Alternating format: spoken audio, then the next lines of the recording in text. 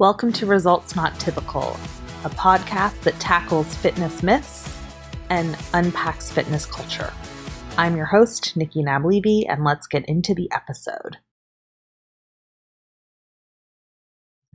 Okay, we are live. Thank you everyone for joining me on another episode of Results Not Typical. I have Kevin Moore and Beck Beverage with me today from Reembody. We are going to talk about moving beyond the chronic pain identity, as well as some of these intersections and nuances between biomechanics and pain science, which I think is a really interesting conversation because I think we're all still trying to figure out how to put those pieces together, as well as kind of what is the role of the provider, which if you're a yoga teacher, a Pilates instructor, a fitness professional, a physical therapist, right? What is your role when someone comes to you with pain and they want your help in facilitating getting out of pain? So should be a really interesting conversation. Thank you, Beck and Kevin, for being here. Appreciate you joining me today. Happy to be here. Yeah, thanks for having us. So for anyone who's not familiar with either of you or the work that you do, would you each mind maybe just taking a moment to kind of just introduce yourself and sort of explain what you're about? Yeah, sure. So I founded Reembody in Hong Kong back in 2013, moved it to the US in 2015. And the primary goal is to blend the best of mental health and physical health interventions into a kind of total package that makes for trauma-informed wellness spaces across the board being more serviceable. I've been doing this for a few years and been applying it to a lot of different practices, from yoga therapy to acupuncture and even into medicine. And it's been really exciting to see how these two worlds can influence each other. And I've been with the Reembody Method now, I think, for about a year as a partner. Mm-hmm. My background historically is in the inclusive fitness world. I specialize in working with folks in the trans and queer community. And in my private practice now, I work with people in that community, as well as artists who want to feel more connected to their body in the way that they are in the world right now, as opposed to trying to change or fix who they are. Yeah. And I mean, I think that actually leads us in quite nicely into this idea of fixing, because I think a lot of the time when people come to us in all of these spaces, I think one of the main reasons why we get people is because they are experiencing chronic pain. Sometimes they call it that, right? And sometimes they disassociate themselves from that and they act like it's not happening. I've certainly been that person, which kind of brings us into this idea of identity. So maybe let's just start here. And we want to be thoughtful, of course, in how we say this, because I think sometimes when we start talking about the pain identity, it can be perceived as a negative thing or a judgmental thing. And that's not what this conversation is about. I think this conversation today is about, like, how does pain play a role in how we experience our lives and ourselves and show up in the world? Mm-hmm. And if we understand that, how can we sort of use that to make for a better experience for the people who we work with if they have pain, or make for a better experience for ourselves? So I don't know which one of you wants to take this question, but what have you sort of observed in sort of the various identities that we can end up embodying, whether or not we wanted to, when we have this experience of pain? Why don't you go ahead? Why don't you take this one? Oh, I'll take this one. Okay. Well, pain is such a universal human experience. One of the things that makes talking about pain easy is that if I say I'm in pain or something hurt me, and I use pain language to describe it, even if we can already kind of know that the exact specific experience I had at the time might be very individual, almost any adult you talk to and tell that you're in pain will all be able to connect to a pain story of their own. Pain is something that more or less, to a rounding error, all humans experience. Now, when we have kind of mounting or chronic pain over time, it can lead us down roughly one of two paths. One, a real powerful identity associated with being in pain. So this is when people have to start making a lot of decisions of what they do with their life and their time, about kind of how they get to places that they go, where they go, who they hang out with. When these things are being directly influenced by their pain on the regular, then on some level they're aware at how important a fixture the pain is in their lives. And this can be tricky because even if they're coming to have the pain, coming to a provider with the intention of lessening that pain or even eliminating it, we then run up against the idea, whether either consciously or unconsciously, that if we were to eliminate that pain, if it was suddenly gone, do you have a sense of who you would be after? And in fact, one of the questions I often ask people early on as we work together is, assume for a moment that I could snap my fingers and take the pain away. What would you do next? Do you have a sense of, like, in concrete terms, truly, what would you do right now if I just suddenly made the pain go away? I can't do that, but if I did, what would you do? And that conversation often helps us start to understand how connected are you to being in pain, because that will definitely inform how we address it. And then the other identity for someone that experiences frequent pain is someone who has learned through their life experiences that responding to the pain's influence is not safe in their environment, right? If I cry out in pain, if I complain, if I tell people I'm in pain, if I demonstrate that I'm in pain, I will be not only not rewarded for that, but maybe punished for it. And for those people, they tend to start, again, consciously or unconsciously, engaging in a lot of profoundly dissociative behaviors so that the part of them that hurts can be held at a distance so that they can stay safe in whatever social environment they're in. So we have this kind of gravitating toward the identity of being in pain, or this profound distancing from the identity of being in pain. That's how I see it breaking down a lot of the time. Beck, anything you want to add to that? I think it's important to note that this doesn't happen in a vacuum, right? So if you're the person that's gravitating towards it, you're creating community around it. There's a whole culture set up that you fit into. And on the other hand, I think that a lot of the messages that we're receiving, like no pain, no gain, or push through the pain, or the go to work when you're sick, like that sort of mentality that's so prominent in our culture, that leads us to this more disassociative identity to sort of prioritize, and for very real reasons, right? We've got a lot going on in our lives at this point. We've got kids and work and all of the things. And sometimes we need to just get the things done that are on our to-do list. So there are real benefits to both. In fact, one thing I might add to that, since you put it that way, is people who experience pain, chronic pain in particular, it influences your relationship with hope. That hoping or seeking out a lessening or elimination of your pain requires a kind of belief that it's possible. And there is a burden there, right? The burden of hope.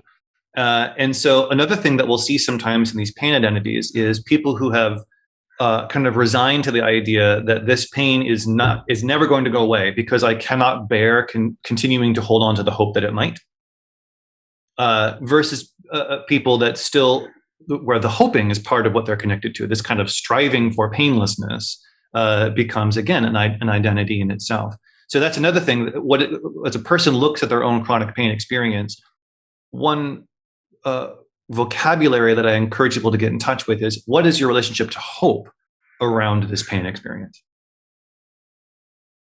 Yes. And I mean, it brings up a few thoughts come to mind as we sort of start this discussion, right? So one of them is this idea of realistic expectations, right? Mm-hmm. I think sometimes people come in and they're like, I just want to be pain-free and never have a problem again.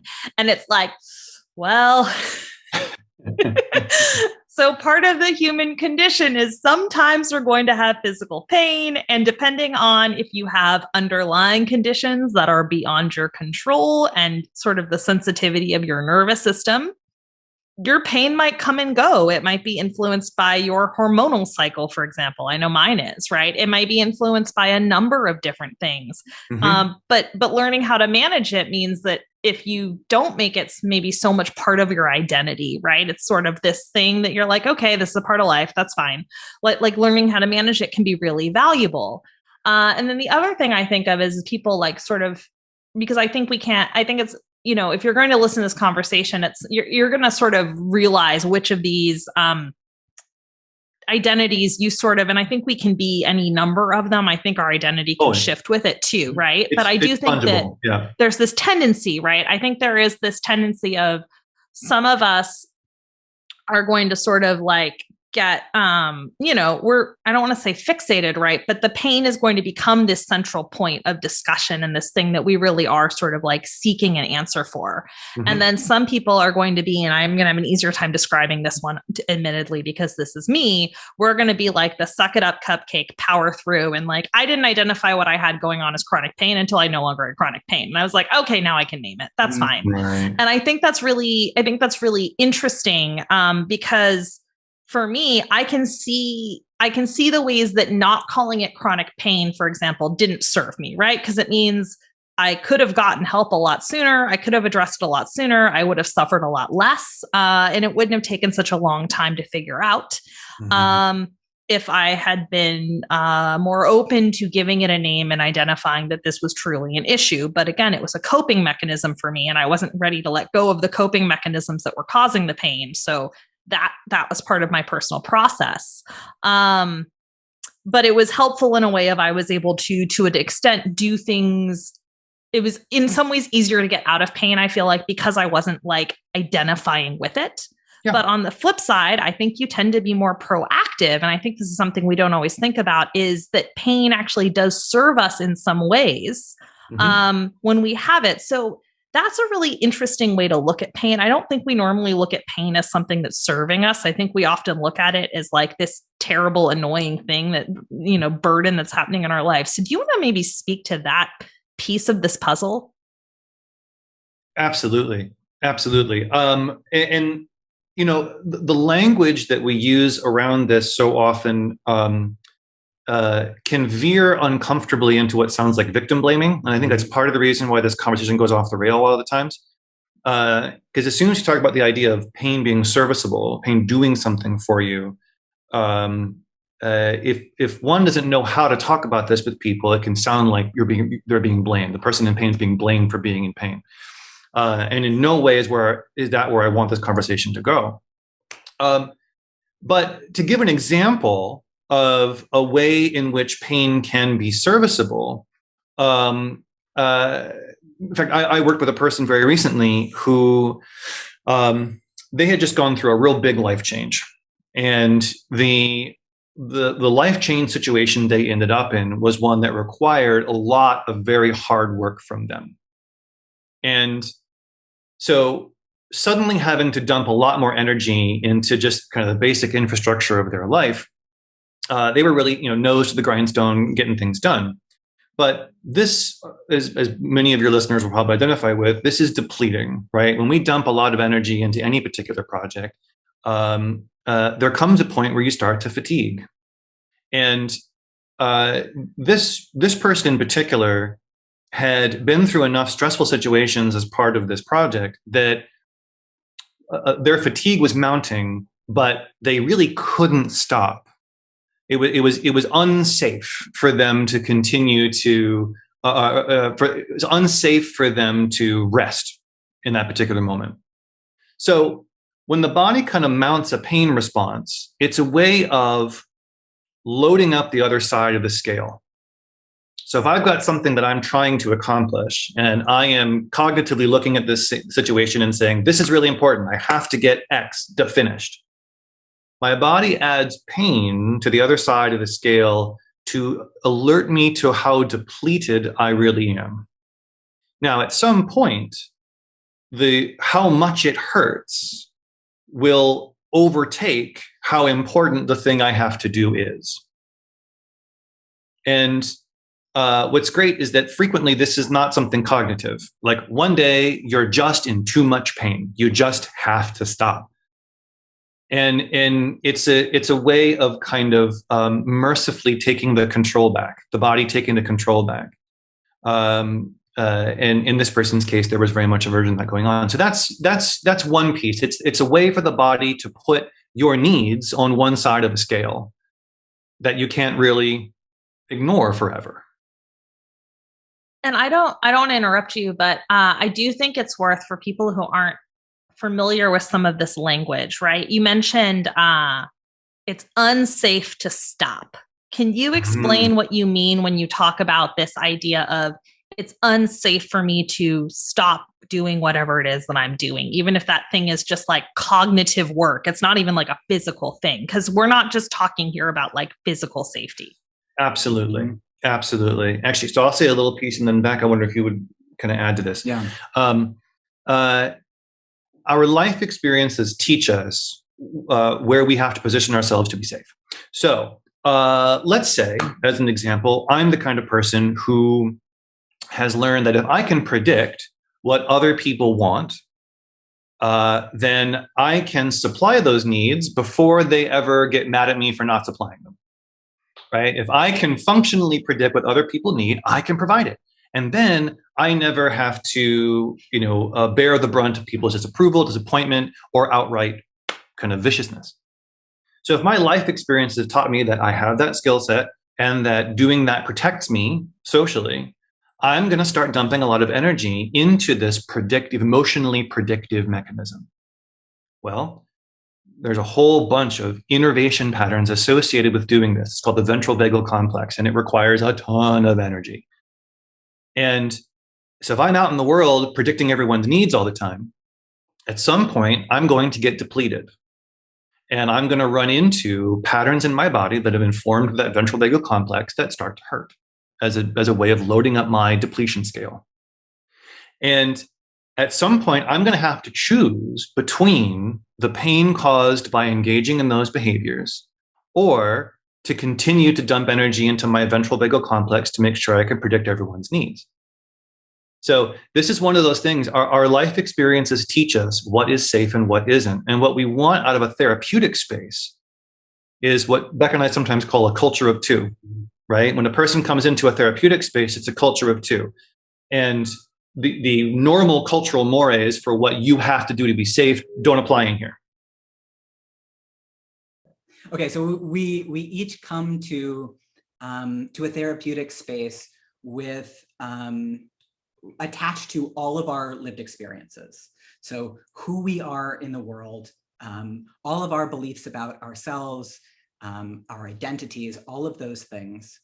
But when we come into a space as a provider and a patient or a client, can we create this moment in time where we can just exist as two people authentically being together, and suspend a little bit of all of the rest of the stuff, all of the things that we know to be true about gender, or how enthusiastic we're supposed to be about certain topics, or like all of the stuff that all of the stuff that's attached to who we are. Can we create an environment where it's possible for us to just exist together and be together?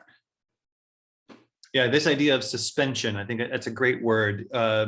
We sometimes talk about it, therapeutic space, as being a space outside of culture, so that we can truly assess what it is that we do, how we inhabit our bodies, and how those bodies inhabit the world without the pre-existing load of shoulds and shouldn'ts and what is acceptable, what's not acceptable, and being free of those things temporarily allows us a lot of perspective on that body inhabiting.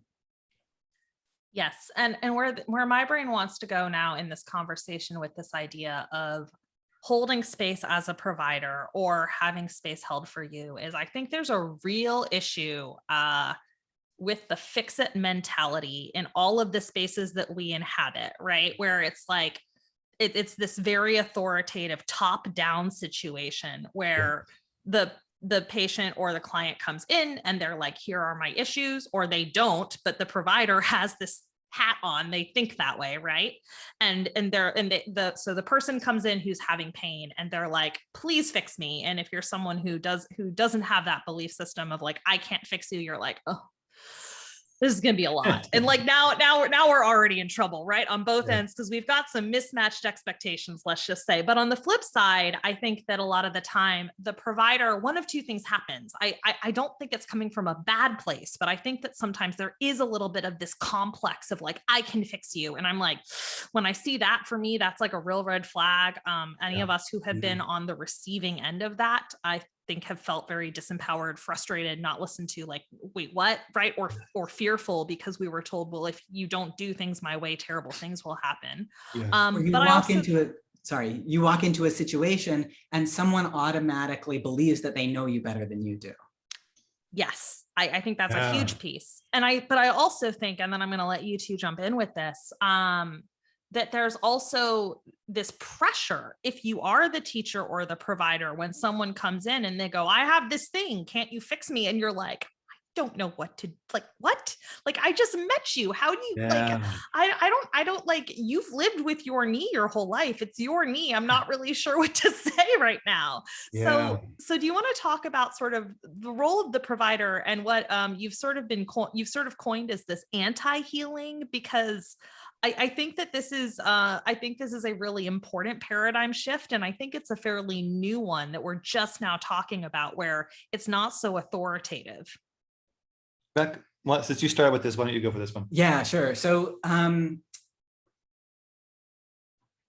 think that we, in our culture as providers, we learn this way of being with people that is very hierarchical, that is, I have this knowledge, you come to me, I distribute the knowledge to you, you go home and you do your exercises, or I put my hands on you and then you walk out and you're feeling better.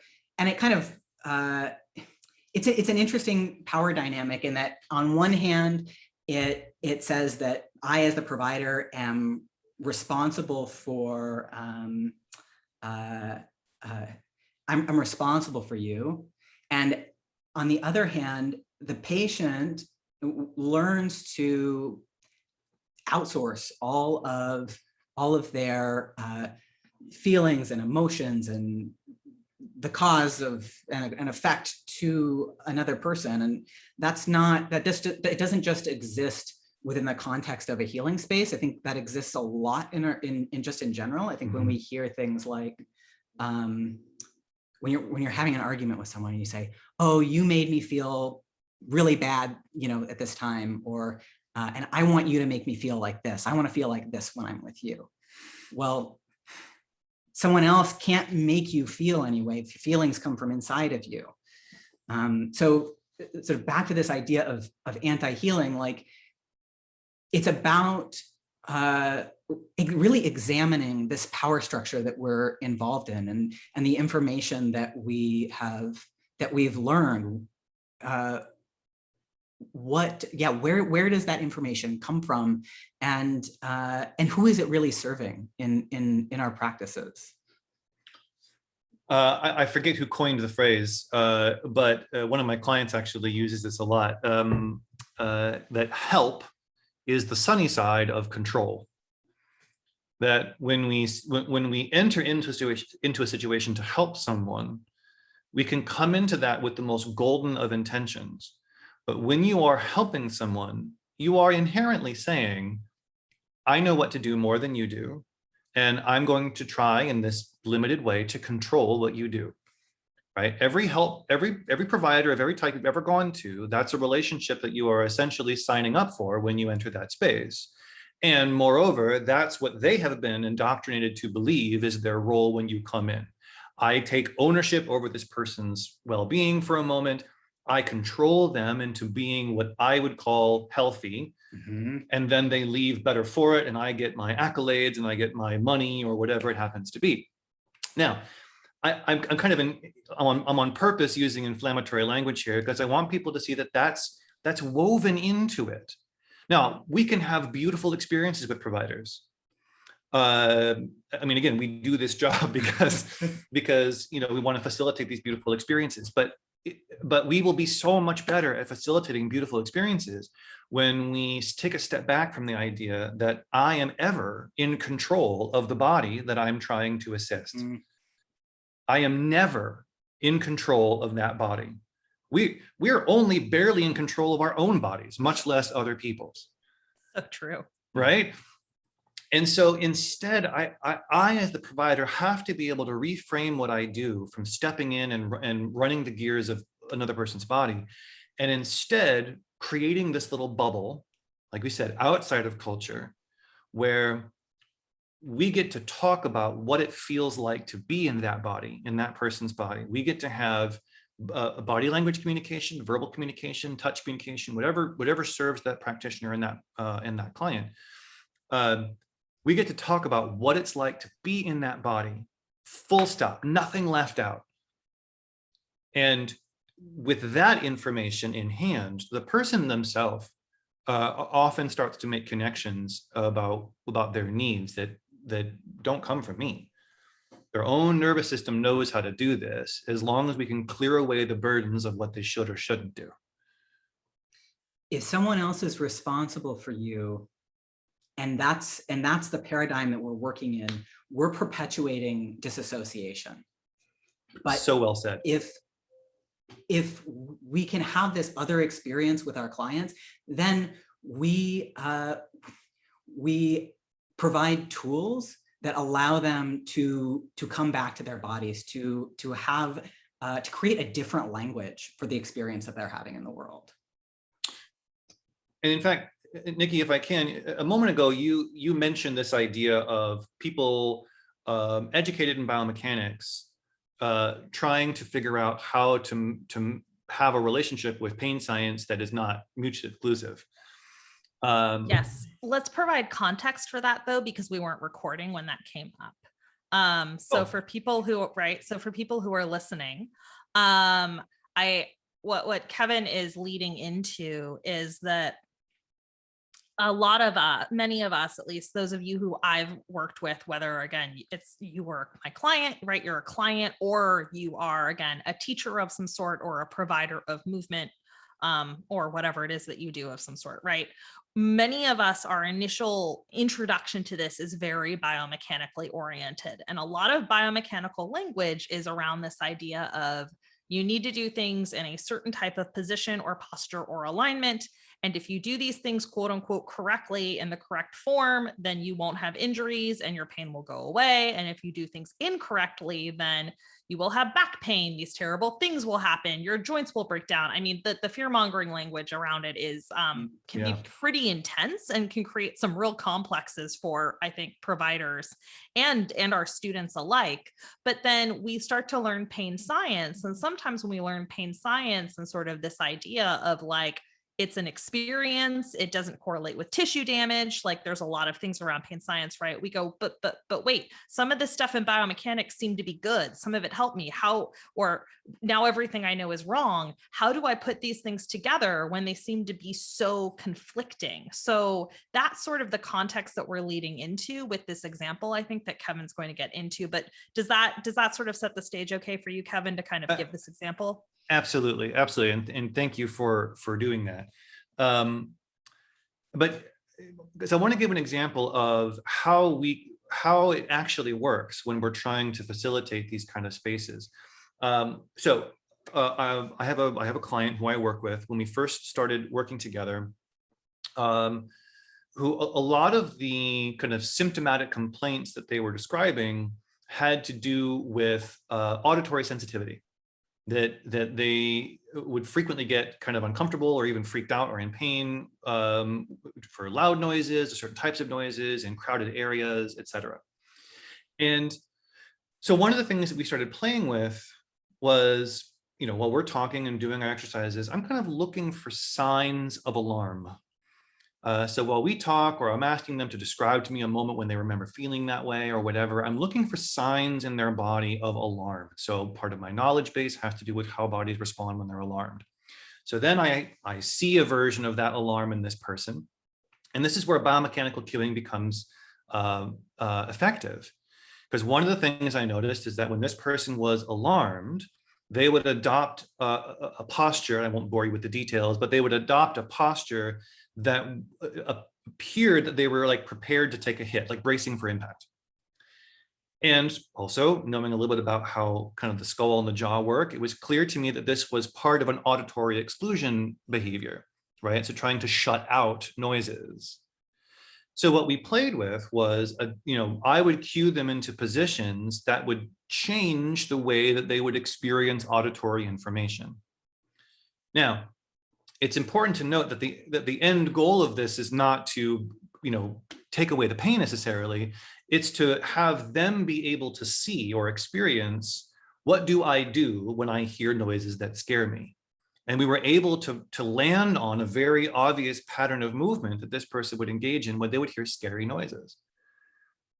And it's important to note that this pattern of movement does not directly cause the pain, because it is true that tissue damage cannot by itself cause pain. There are other things that have to be present for pain and tissue damage to correlate with each other. And a lot of it has to do with a sense of threat, the sense that something bad might happen because of this.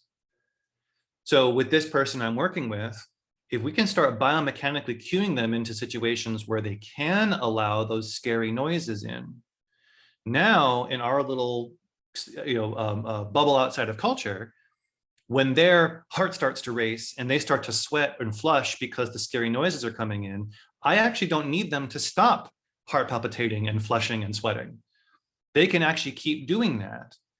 And in so doing, the body that needs to experience those things doesn't need to dissociate, doesn't need to shut down. And so the pain experience has nothing to draw attention to. The attention is there. So that's that link between the pain experience and the biomechanics. We are doing something with our bodies, but it's less that what we're doing with our bodies is causing the pain, and more that by doing that, we are setting up a depletion that needs our attention, and the pain is there to alert us to that. Yes, and we're talking about a lot of this sort of from the trauma perspective side, I would say, right?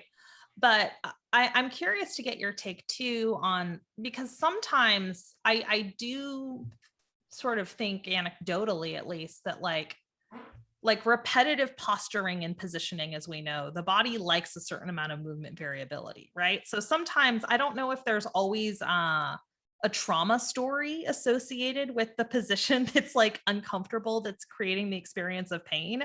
I think sometimes it's more of like a repetitive thing that we're in, or a lack of awareness. And I'm just kind of wondering how that plays into this as well, because I do think that pain is, our nervous system, in my experience, is like brilliant and also kind of stupid in this way of like, it sort of takes in the input and it does whatever it does. And sometimes you're just like, why? So I'm just sort of wondering, how does this play in if maybe there's not so much of a story behind it? You know what I mean? It's just sort of like, oh, this dumb thing. And that might just be my personal experience, but like, I see it. I've had that experience. So I think it's worth noting that that bodies get really good at doing the things that we do a lot, right? And so if you are, I think that an example that gets used a lot, especially right now, is, you're sitting at a computer, looking at a screen all day, right? Yeah, and same. Over time, whatever, your body's gonna get really good and remember that pattern that you go to when you're sitting at the screen. But something is happening when you're at the screen. You're having, your body is having reactions to the thing you're doing. So an example is, I was working with a client yesterday who works in customer service for a tech company. And we got on the call together, and she was, just was kind of like, oh, it was a really bad day. I just had somebody yelling at me. They were really mad at me for no reason. And I was like, okay, that's interesting. I bet you weren't able to have the authentic expression of how you were feeling in that moment. And that's just one example And no, she wasn't. Like, customer service is such a good example. We squish it down, we turn it off, we put on a smile, you know, and that's what we need to do our job in that moment. That's a whole nother conversation. But something like that is likely happening in every moment that we're sitting at the computer. Everything you scroll by on Facebook or on Instagram, you're having some sort of body response to it. And I think that's the connection. And the other thing I would add to that is that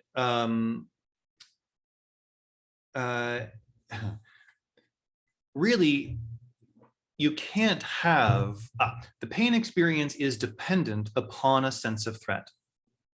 The nervous system has to identify that if we continue X, bad thing Y will happen. And we learn what to anticipate as threats through life experiences. So this idea of trauma, right? You know, trauma is a really loaded term right now. It's a really heavily stigmatized term right now. And people, again, we're talking about identities, right? They either identify very much as, I'm a person who has trauma, and some people are like, I don't have any trauma, you know, like, like, I'm willing to meet both these people exactly where they are. But it's important to note that just this syllogism we're talking about here, that you can't have pain without a sense of threat, and you can't have threat without life experiences that have taught you to fear it. So when we talk about trauma, I think we can take the heat down a little bit and just put it in this context. What you could have had the rosiest life imaginable, and your life experiences have taught you to fear something. Your life experiences have taught you that some things are unacceptable, that some things are need to be avoided, that some things have to be chased, that some things have to be gathered. So whatever your life experiences have taught you, resolve into the things that you feel you must or can't do. And whatever that blocks you from, if there's no way to access whatever that thing is, there's a depletion clock ticking. And those things, they don't necessarily need to have stories attached to them. A lot of these initial responses that our bodies have to what's happening in the moment, it happens below the brainstem. It happens in the spinal cord, like yes. below our conscious awareness, like period, full stop. Yeah, and I think that's really important. And I'm asking this question. It's not, I don't think it's super out of the blue, but I do think that this is also worth addressing, even if we just touch on it, because again, so many of the people who are listening, I just sort of know a little bit about their histories and sort of who, sure, you know, who my quote unquote audience is. I don't love that word, but here we are. But like a lot, but like, I know I've had this experience too, right? Is that if you are hypermobile, people with hypermobility tend to have increased experiences of pain, and we also tend to have a lot more anxiety. Yep. And when we look at sort of this whole experience of like, because we're sort of treated as unicorns when we encounter people who don't have the lived experience of hypermobility. I mean, I've lost count of the number of times people have said things like, you seem fine. Like it's just, right. They just like, they don't even know what to do. They're like, your posture's not great, but your biomechanics aren't that bad. I don't know why you're having this experience. So do you want to speak to maybe how hypermobility plays into this? Because it's a real issue and it's really poorly understood. Oh my God. We were actually just talking about this before we signed on for the podcast. So first of all, I myself am hypermobile. In fact, I was unofficially diagnosed by my last care provider with EDS, with Ehlers-Danlos syndrome. And yeah, so think of it this way. When we say hypermobile, what we mean is the available range of motion in all or some joints is greater than the general public, right? So there's a higher than average range of motion. Now, imagine that you have a machine in your head whose job it is to try to map all the potential things that your body might do in the foreseeable future. Again, to keep you safe, right? I have to be able to predict with this big smart machine in my head what this body of mine can potentially do next, and to make sure that whatever I choose to do with it is going to be safe for me.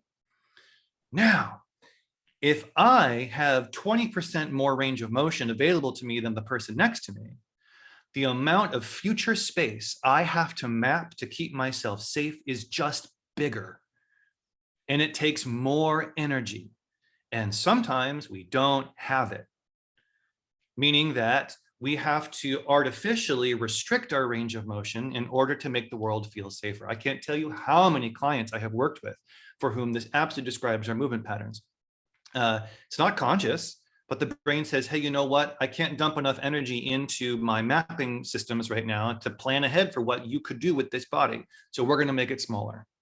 So let's tighten up this place of the neck. Let's tighten up this one arm. Let's cut off from the low back, et cetera, et cetera. There, your world just got 50% smaller, and it got a lot easier for me to map out what you can do. Does that make sense?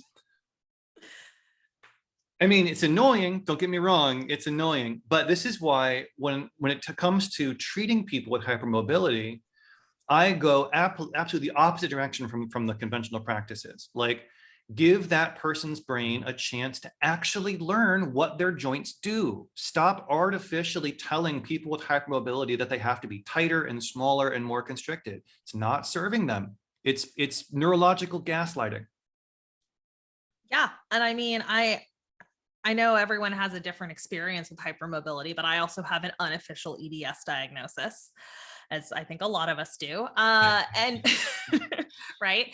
And for me, one of the things that's most likely to kick up a chronic pain cycle in my body is someone saying, tighten that, rein that in, hold that position. Like, there is nothing worse for my body than don't use your range of motion, is what I've discovered. Absolutely. And for what it's worth, most of my experiences working on the other end of the spectrum with hypertonic or super tight people, myself included. And I think that, and the approach that I've found to be the best is really the opposite. It's like, let's get small and tight first and see what that feels like. Yeah. You know, it's funny, when the symptoms people present me with early on are tightness symptoms, or things like, God, there's this, my tightness in my shoulder, for instance. One of the questions I'll often ask is, okay, let's pretend for a moment that we were going to let those tight muscles do exactly what they want to do. So you're feeling a contraction in this region of your body. Do it. Like, actually go along with that contraction. What kind of shape do we make, right? Where does that go? Because that starts to tell us what does your brain want out of this? If your muscles are contracting, your brain is telling them to contract. I'd like to know what it thinks will happen when you do. Right? What is the expected outcome of that? I'll tell you an interesting story. I had a client a little while ago, we did that game, and no joke, as this person started allowing their muscles to contract where they felt tight, they ended up in this position. Now, just for listeners, I'm shielding my face with my hand as though protecting myself from a blow. So, not a huge stretch of the imagination where that tightness came from. You see what I'm saying? Yeah. And I think there's one of the sort of the heart of a lot of this conversation right now is also like, this goes back to the role of the provider, which is like, it's not our job to sort of create a story for people to like put on top of their pain experience. And a lot of the time, and again, I don't want this to sound like gaslighting, but a lot of the time, like, the thing that stops us from healing, or from, like, I hate the word healing, but like the thing that stops us from feeling better, right? Like, Sure. We don't have great vernacular for this. Let's be real. We don't.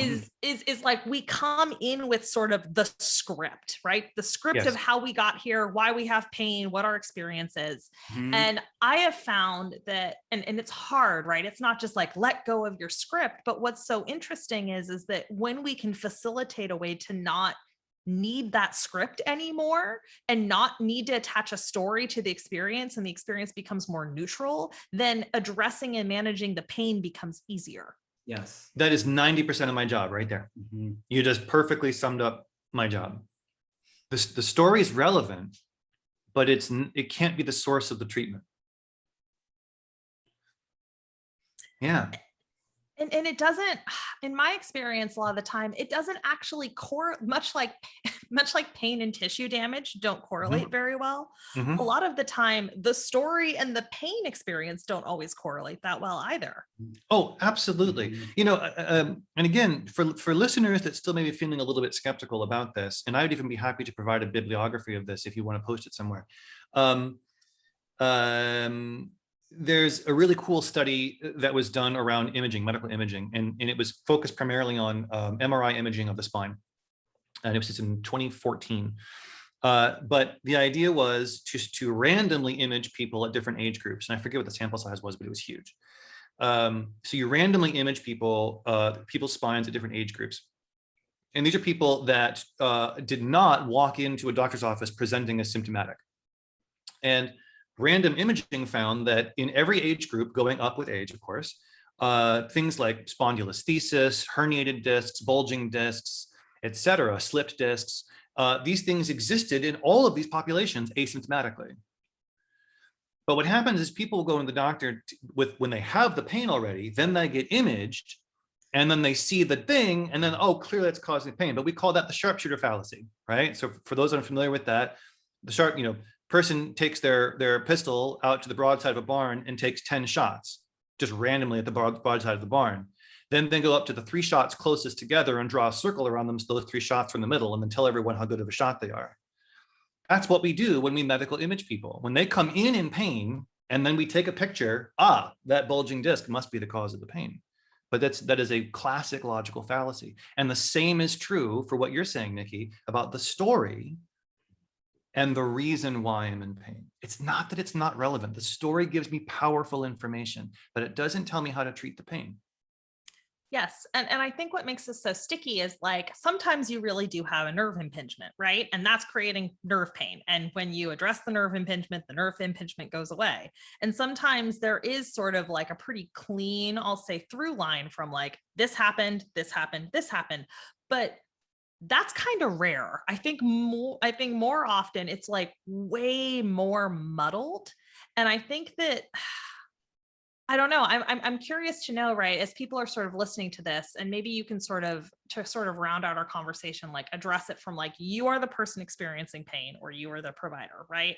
Like someone comes in, and I think the one thing that the provider and the client can agree on is that the client no longer wants to be in pain. Sometimes, right? But there is going to be some form of resistance that's going to happen here, whether it's like conscious or subconscious, right? As we sort of just circle back to the original statement, like that pain is doing something in a way, it's serving a purpose in their experience, right? Whether it's conscious or subconscious. So what can the provider do to facilitate a space to help someone move through it if they're ready, without them feeling threatened or them feeling like they have to perform, right? And share all these things that they don't feel safe or ready to share. And then on the flip side, if someone's like, no, I know, I've got this pain thing, I'd really like to let go of it, I'm not sure how to facilitate this for myself. What can they do? Because it ends up being sort of like this loop. You know what I mean? For a lot of us. Do you want to go? So I think as a provider, how do I put this? I think as a provider, one of the first things that we can do that might actually be a little bit harder than it seems is listen to the people that are coming. If someone comes to you and they're telling their story, even if you in your mind are like, oh, I know that, this is just the story they're telling or whatever it is, this person needs to be heard. Let them talk, and then get curious about what they're saying. Ask them some questions. And one of the things that I like to do, especially when someone comes to me and I get the feeling that they want me to fix them or that they're outsourcing their pain to me, is I'll ask them about getting better. Like, what does that mean to you? How are you going to know when you're better? And in that way, we can be in conversation with one another, and we can create the conditions that will allow someone to start examining the story that they're telling a little bit. Is it realistic, the future that you see for yourself? Actually, this question of how will you know when you're better is such a powerful question. Such a powerful question. Because as you said, Nikki, earlier, a lot of times what people will instinctively say to that is, well, when I'm never in pain again. So in many ways, when someone says something like that, or the language even assumes a mindset like that, that is a clue right there that this person is actually not prepared to be out of pain, because what they're chasing for is literally impossible. So we know their nervous system is actually not prepared to not be in pain. Do you feel me?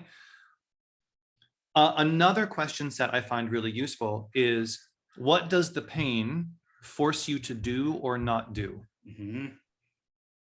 So if you as the provider, gosh, when Beck and I did the Hope for Healthcare podcast series, with a bullet, the most common thing we heard from the patient side was they didn't ever ask me. They didn't ask me questions. Yes. They didn't listen to me. That we heard that over and over and over again from every racial demographic, from every gender, from everyone. Mm-hmm. And so yeah, it's a beautiful question when you ask someone, okay, I hear that you're in pain. Before I launch into telling you why and what you should do, let's spend a little bit more time you telling me what it's like to be in pain. And this question of what does the pain force you to do or not do? This starts giving you a sense of what life with this pain looks like in a very literal, very concrete sense. And I don't know that I've ever asked that question and not gotten a useful bit of data. Like when they say, well, this pain means that I can't ride my bike anymore. Oh, well, that makes me very interested about your history of riding bikes.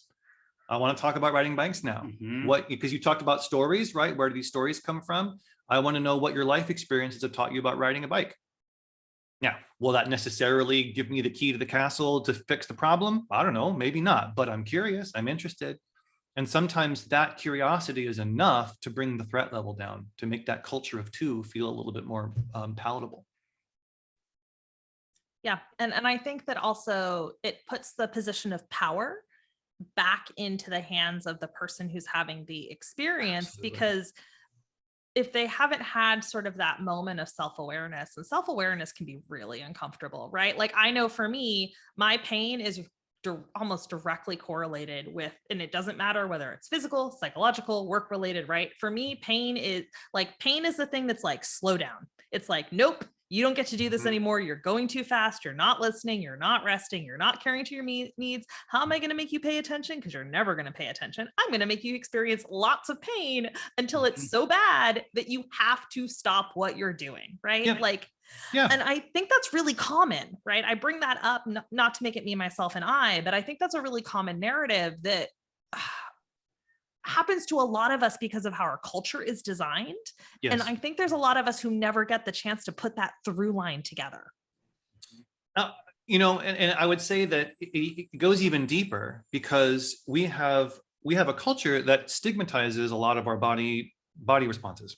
Yes. And so we instinctively pathologize everything our body does that isn't comfortable. Mm-hmm. And that's absurd. That's absurd. There's a book I really like called Life's Edge by Carl Zimmer. He's the science writer, or was the science writer for the New York Times. And it's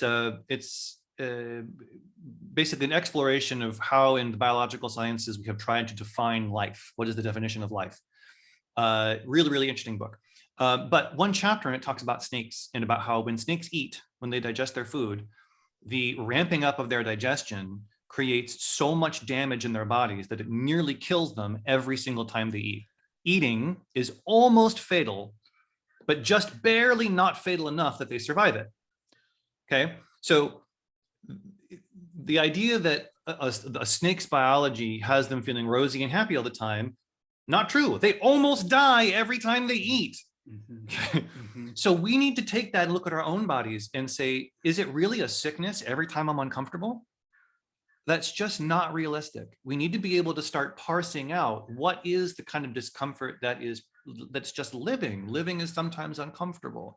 What are the symptomatic experiences that I can invite into my self-concept? And which are the ones I actually need to draw attention to get help from others? That one process is such a powerful form of agency. Another idea sort of directed more at the patient side of this that I learned from you is when someone has been involved in their healing process for a long time and just really working on it. When was the last time you took a break from healing? When was the last time? And with people that I'm seeing, take a day off. Take the afternoon off, yeah, you know, it's true. The full-time job of healing. Yeah. I think this idea of healing can be, I don't want to say healing, it like focusing on healing is harmful, but there is sort of this moment of the diminishing return. And I have seen that too. I've seen that in myself with my own experience, like with therapy, where I'm like, I need a break from therapy. Like I have unpacked this enough. I need to digest this and set this box aside for a minute. But I've also seen it with so many clients with pain where they've seen all these providers and they're really fixated on it. And their experiences are very real. And what I'm seeing is both biomechanical and psychosocial, right? It's all the things.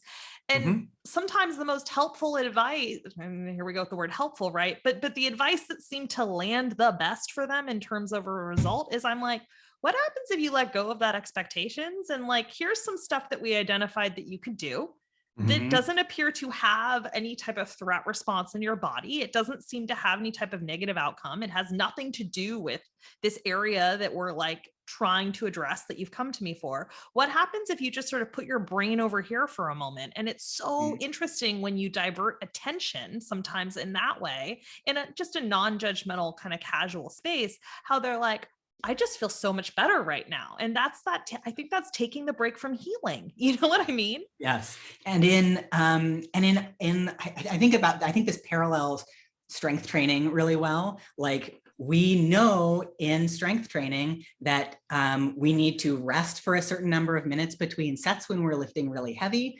We need to take a deload week every certain number of weeks. Recovery is super important. We have all of these recovery processes that we go through in order to gain up to increase the weight of a lift or to do things differently in the future. It's the same thing for a healing process. Take a deload week. Yeah. And we have and this is a place where I think kind of wellness, fitness, and medicine, they share this uncomfortable belief is that there is this kind of Plutonian ideal body that is theoretically better than the one I have. Yeah, that body doesn't exist, by the way. But that's absolutely not true.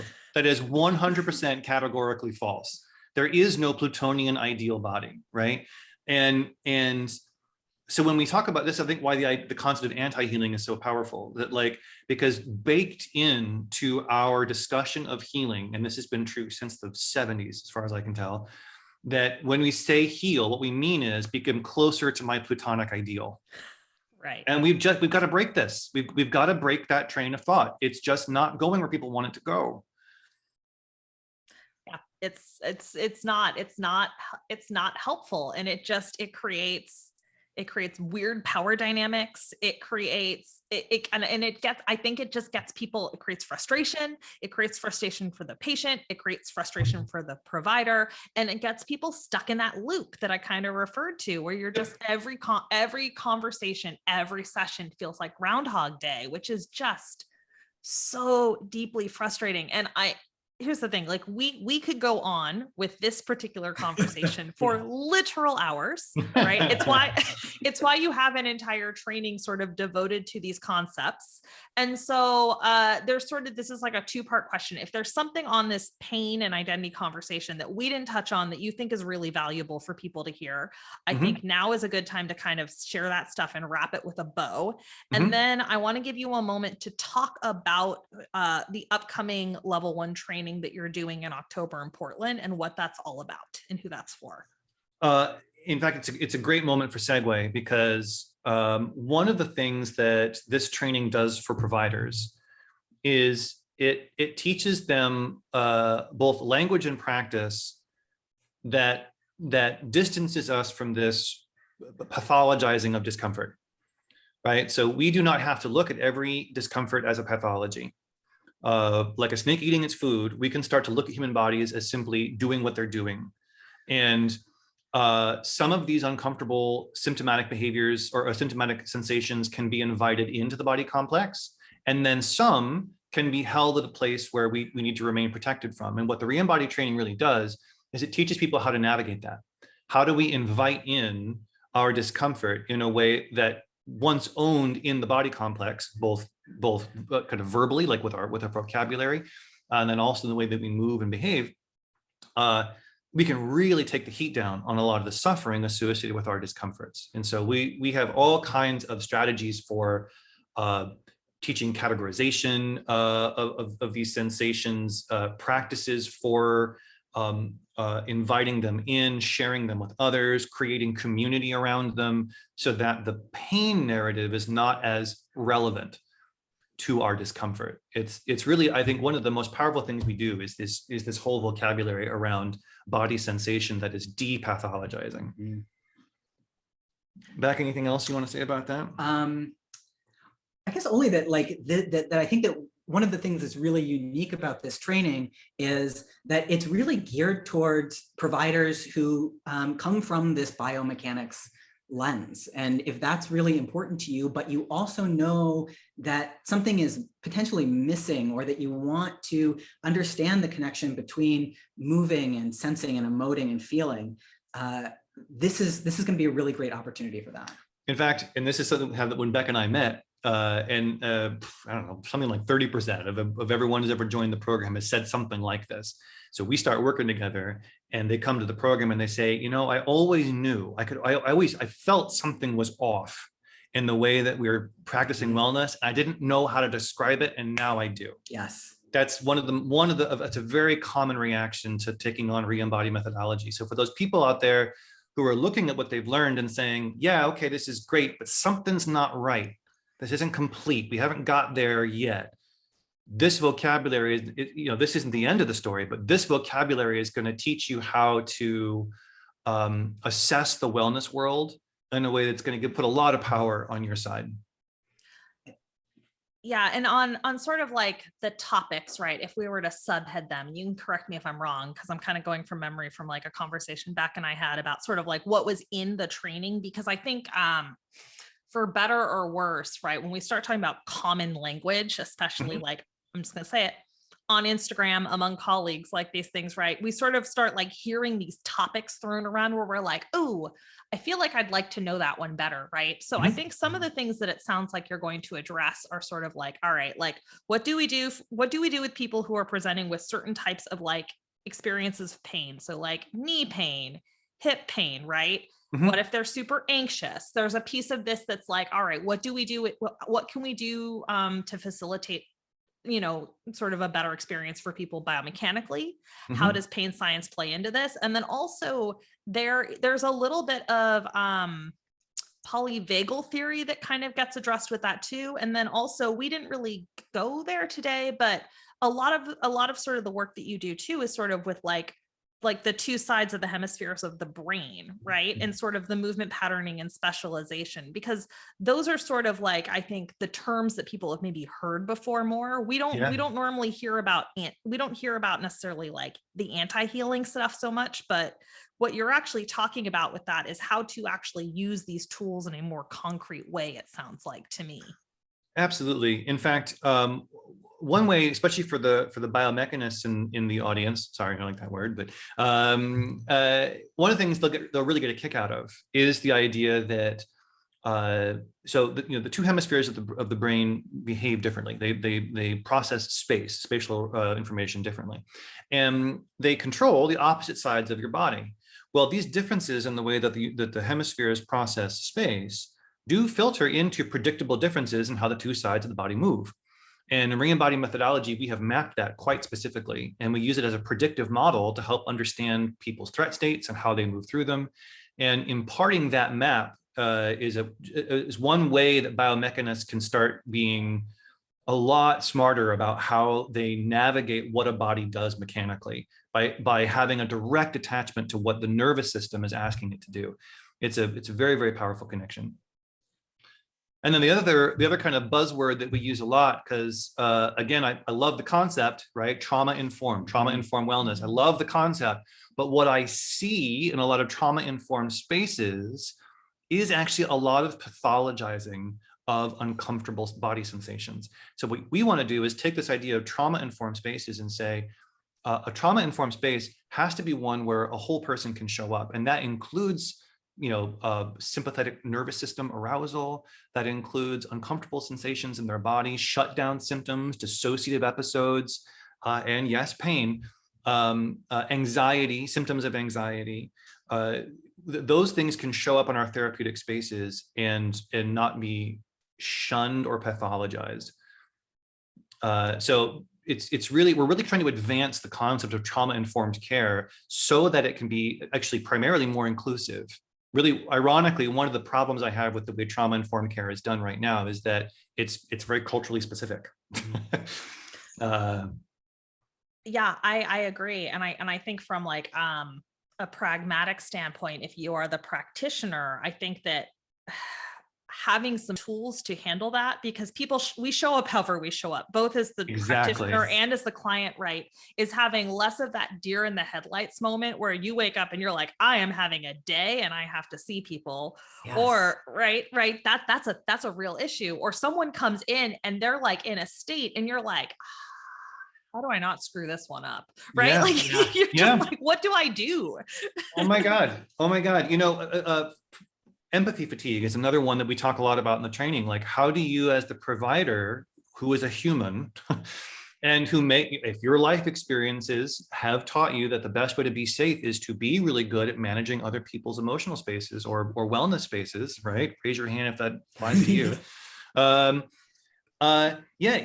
You've got to be able to be an effective care provider while also managing your own empathy fatigue.